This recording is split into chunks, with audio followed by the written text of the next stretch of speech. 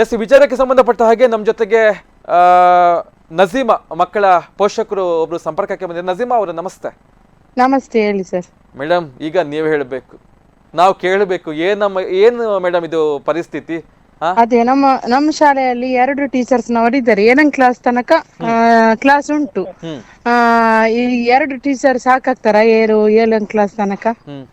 ಅದು ಮಕ್ಕಳಿಗೆ ಪಾಠ ಇಲ್ಲ, ಇಂಗ್ಲಿಷ್ ಟೀಚರ್ ಇಲ್ಲ. ಮಕ್ಕಳು ನಾನು ಮೊನ್ನೆ ಹೋಗುವಾಗ 2-3 ಕ್ಲಾಸ್ನವರು ಸುಮ್ನೆ ಆಟ ಆಡ್ತಾ ಇದ್ದಾರೆ, ಟೀಚರ್ಸ್ನವರಿಲ್ಲ. ಮಕ್ಳ ಹತ್ರ ಕೇಳುವಾಗ ಹೇಳ್ತಾರೆ ನಮ್ಗೆ ಪಾಠ ಮಾಡ್ಲಿಕ್ಕೆ ಟೀಚರ್ಸ್ನವರಿಲ್ಲ ಅಂತ ಹೇಳ್ತಾ ಇದ್ದಾರೆ. ಈಗ ಬಂದು ಮನೆಯಲ್ಲಿ ಸಹ ಹೋಮ್ ವರ್ಕ್ ಮಾಡ್ತಾ ಇಲ್ಲ ಅಂದ್ರೆ ಟೀಚರ್ಸ್ನವರು ಇಲ್ಲಲ್ಲ. ಮುಂಚೆ ಬಂದು ಬರೀತಿದ್ರು, ಓದ್ತಿದ್ರು. ಈಗ ಅವ್ರಿಗೆ ತಲೆಗೆ ಹೋಗುದಿಲ್ಲ, ಎಕ್ಸಾಮ್ ಹತ್ರ ಬಂತು, ಏನ್ ಮಾಡುದು? ಆಟ ಆಡ್ತಾ ಇದ್ದಾರೆ ಸ್ಕೂಲಲ್ಲಿ. ಟೀಚರ್ ಸಾಕಾಗ್ತಾರ? 2 ಟೀಚರ್ ಯಾವ ಕ್ಲಾಸ್ ಅಲ್ಲಿ ನೋಡುದು ಅಂತ ಹೇಳಿ ನೀವು? 7ನೇ ಕ್ಲಾಸ್ ತನಕ ಉಂಟು. ನಿಮ್ಮ ಎಷ್ಟು ಮಕ್ಕಳು ಅಲ್ಲಿಗೆ ಶಾಲೆಗೆ ಹೋಗ್ತಾ ಇದ್ದಾರೆ? 2 ಮಕ್ಕಳು ಹೋಗ್ತಾ ಇದ್ದಾರೆ. ಈಗ ಇಬ್ಬರಿಗೂ ಅದು ಸಮಸ್ಯೆಗಳು ಆಗ್ತಾ ಇದೆ ಅಲ್ವಾ? ಎಷ್ಟನೇ class? 6th standard 4th standard. ನೋಡಿ ಮೇಡಮ್, ಅದು ಆಕ್ಚುಲಿ ಒಳ್ಳೆ ಹಂತ. ಅದು ಅಲ್ಲಿ ಒಳ್ಳೆ ಶಿಕ್ಷಣ ಸಿಗ್ಬೇಕಾಗಿತ್ತು. ಮಕ್ಕಳ ಸಂಖ್ಯೆ ಚೆನ್ನಾಗಿದೆ, ಹೌದು. ಶಿಕ್ಷಕರನ್ನ ಇವ್ರು ಕೊಡ್ತಾ ಇಲ್ಲ ಅಂತ ಹೇಳಿದ್ರೆ ಎಷ್ಟು ನಿರ್ಲಕ್ಷ್ಯತನ ಇದು. ಹೌದು, ಅದೇ. ಯಾಕೆ ಯಾರು ಕೂಡ ಅಲ್ಲಿ ಬರ್ತಾ ಇಲ್ಲ? ಯಾಕೆ ಯಾರು ಕೂಡ ಚರ್ಚೆಯನ್ನ ಮಾಡ್ತಾ ಇಲ್ಲ? ಯಾರ ಗಮನಕ್ಕೆ ಯಾಕೆ ಹೋಗ್ತಾ ಇಲ್ಲ ಮೇಡಮ್? ಅದು ಹೋಗ್ತಾ ಇದ್ದೇವೆ. ಮೊನ್ನೆ ಒಮ್ಮೆ ನಾವು ಸ್ಟ್ರೈಕ್ ಮಾಡ್ತಿದ್ವಿ, ಮಕ್ಕಳನ್ನು ಸ್ಕೂಲಿಗೆ ಕರ್ಕೊಂಡು ಹೋಗಿ ಅಲ್ಲಿ ಸ್ಟ್ರೈಕ್ ಮಾಡಿ ಬೀಗ ಹಾಕಿದ್ವಿ. ಮಕ್ಕಳನ್ನು ಕಲಿಸ್ಲಿಲ್ಲ. ಆಫೀಸ್ ಅವರು ಅಲ್ಲಿ ಬಂದಿದ್ರು, BO ಅವರು. 2-3 ತಿಂಗಳ ಮುಂಚೆ ಒಮ್ಮೆ ಆಗಿತ್ತು. ಆದ್ಮೇಲೆ HM ಟೀಚರ್ ಸಹ ಹೋದ್ರು. ಅದು ಜನಗಣತಿ ಇತ್ತಲ್ಲ, ಆದ್ಮೇಲೆ HM ಟೀಚರ್ ಕಲಿಸ್ಬಿಟ್ರು. ಈಗ 3 ಟೀಚರ್ ಇದ್ದಾರೆ. 2 ಇದರದ್ದು ಗೌರ್ಮೆಂಟ್, ಒಬ್ರು ಎಸ್ಟೇಟ್ ಟೀಚರ್, 3 ಟೀಚರ್ನವರು ಇದ್ದಾರೆ. ಅವ್ರು ಕಲಿಸ್ಲಿಕ್ಕೆ ಆಗ್ತಾ? ಯಾವ ಕ್ಲಾಸ್ಗೆ ಅಂತ ಹೋಗುದು ಅವರು? ನೋಡಿ, ಇಷ್ಟು ಮಕ್ಕಳನ್ನು ಕಂಟ್ರೋಲ್ ಮಾಡ್ಬೇಕಲ್ಲ. 3 ಮಂದಿ ಶಿಕ್ಷಕರು ಇದ್ದುಕೊಂಡು 100ಕ್ಕಿಂತಲೂ ಮಿಕ್ಕ ಮಕ್ಕಳನ್ನ ಪಾಠ ಮಾಡೋದಂದ್ರೆ ಹೇಗೆ ಮೇಡಮ್ ಅಲ್ವಾ? ಅವ್ರಿಗೆ ಗೊತ್ತಾಗ್ಬೇಕಲ್ವಾ? ಗೊತ್ತಾಗ್ಬೇಕಲ್ಲ. ಏನು ಎಜುಕೇಶನ್ ಇಲ್ದಿವ್ರು ಅಧಿಕಾರಿಗಳಾಗ್ತಾರೆ, ಎಜುಕೇಶನ್ ಇಲ್ದಿವ್ರು ಮಿನಿಸ್ಟರ್.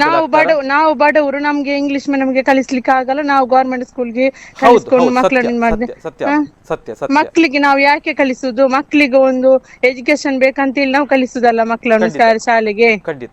ಎಜುಕೇಶನ್ ಇಲ್ಲದೆ ನಾವು ಹೇಗೆ ಶಾಲೆಗೆ ಕಲಿಸ್ಬೇಕು ಹೇಳಿ? ಹೌದು, ಯಾಕಂತ ಹೇಳಿದ್ರೆ ಈಗ ಬೇರೆ ಶಾಲೆಗೆ ಕಳಿಸ್ಬೇಕು ಅಂತ ಹೇಳಿದ್ರು ಕೂಡ ಅಷ್ಟು ಅಮೌಂಟ್ಗಳು ನಮ್ಮ ಬಳಿ ಇರೋದಿಲ್ಲ. ಎಲ್ಲ ಬಡವರು ಇರುದು, ಬಡವರ ಮಕ್ಕಳೇ ಅಲ್ಲಿಗೆ ಹೋಗುದು ಶಾಲೆಗೆ. ಅಂದ್ರೆ ಇಲ್ಲಿ ಒಬ್ಬರ ಪರಿಸ್ಥಿತಿಯನ್ನ ಯಾರೋ ತಮ್ಮ ಸ್ವಾರ್ಥಕ್ಕಾಗಿ ಬಳಸಿಕೊಳ್ತಾ ಇದಾರೆ ಅಂತ ಅನ್ಸುತ್ತೆ ಅಲ್ವಾ ಇಲ್ಲಿ? ಅದೇ. ಈಗ ಏನು ಈಗ ಯಾಕಂತ ಹೇಳಿದ್ರೆ ಮಕ್ಕಳ ಭವಿಷ್ಯದ ಪ್ರಶ್ನೆ, ಯಾವ ರೀತಿ ಹೋರಾಟವನ್ನ ಮಾಡ್ತೀರಿ ನಜೀಮ್ ಅವರ ಮುಂದಿನ ದಿನಗಳಲ್ಲಿ? ಮುಂದಿನ ದಿನದಲ್ಲಿ ಇನ್ನು ಟೀಚರ್ ಹಾಕದಿದ್ರೆ ಇನ್ನೂ ಸಹ ನಾವು ಅಲ್ಲಿ BO ಆಫೀಸ್ಗೆ ಹೋಗಿ ನಾವು ಇನ್ನೂ ಸಹ ಹೋರಾಟ ಮಾಡ್ತೇವೆ. ನಮ್ಗೆ ಟೀಚರ್ ಬರುವ ತನಕ ನಾವು ಹೋರಾಟ ಮಾಡ್ತೇನೆ ಇರ್ತೇವೆ. ಯಾಕಂತ ಹೇಳಿದ್ರೆ ಇದು 2ನೇ ಬಾರಿ ಅಂತ ಅನ್ಸುತ್ತೆ ಇದು ಮನವಿಯನ್ನ ಕೊಡ್ತಾ ಇರುವಂತದ್ದಲ್ಲ? ಹೌದು, 2ನೇ ಬಾರಿ. ಹೌದು. ಆದ್ರೆ ಪ್ರಸ್ತುತ ಪ್ರಯೋಜನಕ್ಕೆ ಬಂದಿಲ್ಲ, ಭರವಸೆಯಾಗಿಯೇ ಉಳಿದಿರುವಂತದ್ದು. ಇದು ಸಹ ನಮಗೆ ಇವತ್ತು ಸಹ ಹೋಗಿದೆ, ಇವತ್ತು ಸಹ ನಮ್ಗೆ ಭರವಸೆ ಅಂತ ನಾನು ಹೇಳುದಿಲ್ಲ. ಅಂದ್ರೆ ನಮ್ಗೆ ಶಿಕ್ಷಕಿ ಬರುವ ತನಕ ನಾವು ಹೋರಾಟ ಮಾಡ್ತೇವೆ. ನಿಜವಾಗ್ಲೂ ಒಂದು ಹಂತಕ್ಕೆ ಮೆಚ್ಚಿಕೊಳ್ಳಬೇಕಾಗತ್ತೆ ನಿಮ್ಮ ಪೋಷಕರನ್ನ, ಅಲ್ಲಿನ ಸದಸ್ಯರನ್ನ. ಯಾಕಂತ ಹೇಳಿದ್ರೆ ಶಾಲೆಗಾಗಿ, ಸರ್ಕಾರಿ ಶಾಲೆಯನ್ನ ಉಳಿಸಿ ಬೆಳೆಸುವಲ್ಲಿ ಮಾಧ್ಯಮಗಳ ಪಾತ್ರ ಎಷ್ಟು ಮುಖ್ಯವೋ ಅದರ ಜೊತೆಗೆ ಅಲ್ಲಿನ ಪೋಷಕರದ್ದು ಕೂಡ ಆಗಿರುತ್ತೆ. ಆ ನಿಟ್ಟಿನಲ್ಲಿ ತಾವು ಪ್ರಯತ್ನವನ್ನ ಪಡ್ತಾ ಇದ್ರಿ. ಖಂಡಿತವಾಗ್ಲೂ ನಿಮ್ಮ ಹೋರಾಟ ಯಶಸ್ವಿ ಆಗ್ಲಿ. ಇದೇ ರೀತಿ ಹೋರಾಟವನ್ನ ಮುಂದುವರಿಸಿ. ನಿಮ್ಮ ಬೇಡಿಕೆ ಏನಿದೆ ಅದು ಈಡೇರದ ತನಕ ನೀವು ಖಂಡಿತವಾಗಿ ನಿಲ್ಲುವಂತ ಕೆಲಸವನ್ನ ಮಾಡಬೇಡಿ. ನಾವು ಇನ್ನೂ ಸಹ ಹೋರಾಟ ಮಾಡ್ತೇವೆ. ನಮ್ಗೆ ಶಿಕ್ಷಕಿ ಬರುವ ತನಕ ನಾವು ಇಷ್ಟವರೆಗೆ ಮಕ್ಕಳು ಪ್ಲಸ್ ಆಗ್ತಾ ಇದ್ರು, ಇನ್ನು ನಾವು ಮೈನಸ್ ಮಾಡ್ಲಿಕ್ಕೆ ಬಿಡುದಿಲ್ಲ. ಪ್ಲಸ್ ಆಗ್ಬೇಕು ಅಲ್ಲಿ ಮಕ್ಕಳು. ಖಂಡಿತವಾಗ್ಲು ಯಾವತ್ತಾದ್ರೂ ಒಂದು ಹಂತಕ್ಕೆ ಹೋದ್ವಿ ಅಂತ ಅದಕ್ಕೆ ಹಿಂದೆ ಬರುವಂತದ್ದಲ್ಲ, ಮೇಲ್ಮೇಲೆ ಮುಖವಾಗಿ ಹೋಗ್ಬೇಕು. ಈಗ ಹರಿಣಾಕ್ಷಿ ಮೇಡಮ್ ಅನ್ನುವಂಥವ್ರು ಇದ್ದಾಗ ಏನಾಗಿತ್ತು ಅದಕ್ಕಿಂತ ಮತ್ತಷ್ಟು ಹೆಚ್ಚಿನ ಬೆಳವಣಿಗೆಗಳು ಆಗ್ಲೇಬೇಕು ಅಲ್ಲಿ. ಹೌದು, ಆಗ್ಲೇಬೇಕು. ಎಸ್, ಖಂಡಿತ ಮೇಡಮ್. ಪಣವನ್ನ ತೊಡಿ ಯಾವತ್ತೂ ಕೂಡ ಬಿಡಬೇಡಿ. ಕೈ ಬಿಟ್ರೆ ಖಂಡಿತವಾಗ್ಲೂ ಅದು ಸುಲಭ ಆಗುತ್ತೆ, ಯಾಕಂದ್ರೆ ಈಸಿ ಆಗುತ್ತೆ. ಒಂದ್ಸಲ ಮಾಡ್ತಾರೆ ಬಿಡ್ತಾರೆ ಅಂತ ಹೇಳಿ ಇಲ್ಲ, ಬಿಡುದಿಲ್ಲ. ನಮ್ಗೆ ಶಿಕ್ಷಕಿ ಬರುವವರೆಗೆ ನಾವು ಹೋರಾಟ ಮಾಡ್ತೇನೆ ಇದ್ದೇವೆ. ಎಸ್, ಖಂಡಿತವಾಗ್ಲೂ ಮಾತಾಡ್ತೇವೆ. ಎಸ್, ಮುಂದುವರಿಸಿ ಮೇಡಮ್. ಥ್ಯಾಂಕ್ ಯು ಸೂಕ್ತ ಜೊತೆಗೆ ಮಾತನಾಡಿದಕ್ಕೆ.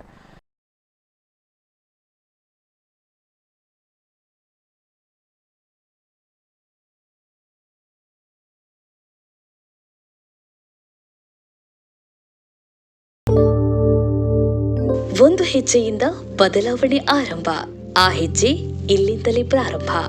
ನಾವೆಲ್ಲ ಒಟ್ಟಿಗೆ ಸೇರಿ ಮುಂದಿನ ಭವಿಷ್ಯವನ್ನು ಕಟ್ಟೋಣ. ನಮ್ಮ ಅವಶ್ಯಕತೆ ಇರುವವರ ಜೊತೆ ನಾವು ನಿಲ್ಲುತ್ತೇವೆ. ಹಸಿದವರಿಗೆ ಅನ್ನದ ಜೊತೆ ಪ್ರೀತಿ, ಕಾಳಜಿ, ಬೆಂಬಲ ನೀಡುತ್ತೇವೆ.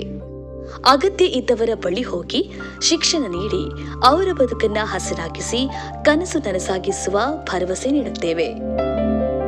ಎಲ್ಲ ಹಳ್ಳಿಗಳನ್ನು ಗುರುತಿಸಿ ಗೌರವಿಸಿ ಕಾಳಜಿ ವಹಿಸುತ್ತೇವೆ. ಪ್ರತಿಯೊಬ್ಬರ ಜೀವನವನ್ನು ಕಾಳಜಿ ಮಾಡುತ್ತೇವೆ. ಯಾಕೆಂದ್ರೆ ಯಾರೂ ಹಿಂದುಳಿಯಬಾರದು. ಪ್ರತಿಯೊಬ್ಬರ ಬದುಕನ್ನು ಗೌರವಿಸುತ್ತೇವೆ. ಯಾಕೆಂದ್ರೆ ಎಲ್ಲರ ಜೀವನವೂ ಅಮೂಲ್ಯ. ಗಿಡಗಳನ್ನ ನೆಟ್ಟು ಹಸಿರು ಬೆಳಕಿನ ಪ್ರಪಂಚ ನಿರ್ಮಿಸುತ್ತೇವೆ. ನಮ್ಮ ಕಾಳಜಿಗೆ ಮಿತಿಯೇ ಇಲ್ಲ. ಪ್ರತಿಯೊಬ್ಬರನ್ನ ಸಬಲೀಕರಣಗೊಳಿಸುತ್ತೇವೆ. ಯಾರೂ ಹಸಿವಿನಿಂದ ಬಳಲಬಾರದು. ಮಹಿಳೆಯರ ಬದುಕು ಬದಲಾದ್ರೆ ಸಮುದಾಯವೇ ಬದಲಾದಂತೆ. ಘನತೆಯ ಕಾಳಜಿಯಿಂದ ಮಹಿಳಾ ಸಬಲೀಕರಣ ಮಾಡುತ್ತೇವೆ. ಕಲಿಕೆಯಿಂದ ಬದಲಾವಣೆ, ಆ ಬದಲಾವಣೆಯಿಂದ ಪ್ರಗತಿ. ಯುವ ಮನಸ್ಸುಗಳಿಗೆ ಮಾರ್ಗದರ್ಶನ ನೀಡಿ ನಾಯಕತ್ವ ಬೆಳೆಸುತ್ತೇವೆ. ಎಲ್ಲರೂ ಒಟ್ಟು ಸೇರಿ ಕಾಳಜಿ ಮಾಡುತ್ತೇವೆ. ಯಾಕೆಂದ್ರೆ ಒಗ್ಗಟ್ಟು ನಮ್ಮನ್ನ ಗಟ್ಟಿಯಾಗಿಸುತ್ತದೆ. ಸಮಾಜ ಸೇವೆಗೆ ನೀಡುವ ಪ್ರತಿ ಕೊಡುಗೆಯನ್ನ ನಿಷ್ಠೆಯಿಂದ ಮಾಡುತ್ತೇವೆ. ಇಂದೇ ಬದಲಾಗಿ. ಯಾಕೆಂದ್ರೆ ನಾಳೆ ಇಂದೇ ಆರಂಭವಾಗುತ್ತದೆ. ಪ್ರತಿ ಸಾಮರ್ಥ್ಯವನ್ನ ಗಣನೆಗೆ ತೆಗೆದುಕೊಳ್ಳುತ್ತೇವೆ. ಪ್ರತಿ ಸಹಾಯವೂ ಗಣನೀಯ. ಪ್ರತಿ ಸಹಾಯವೂ ಬದಲಾವಣೆ ತರುತ್ತದೆ. ಶಿಕ್ಷಣ ಸಬಲೀಕರಣಕ್ಕೆ ದಾನಿಗಳಾಗಿ. ಲೋಬೋ ಫೌಂಡೇಶನ್. ಬೆಳವಣಿಗೆ ಹಾಗೂ ಬದಲಾವಣೆಗೆ ಜೊತೆಗಿರೋಣ. ಉತ್ತಮ ಭವಿಷ್ಯವನ್ನು ಕಟ್ಟೋಣ.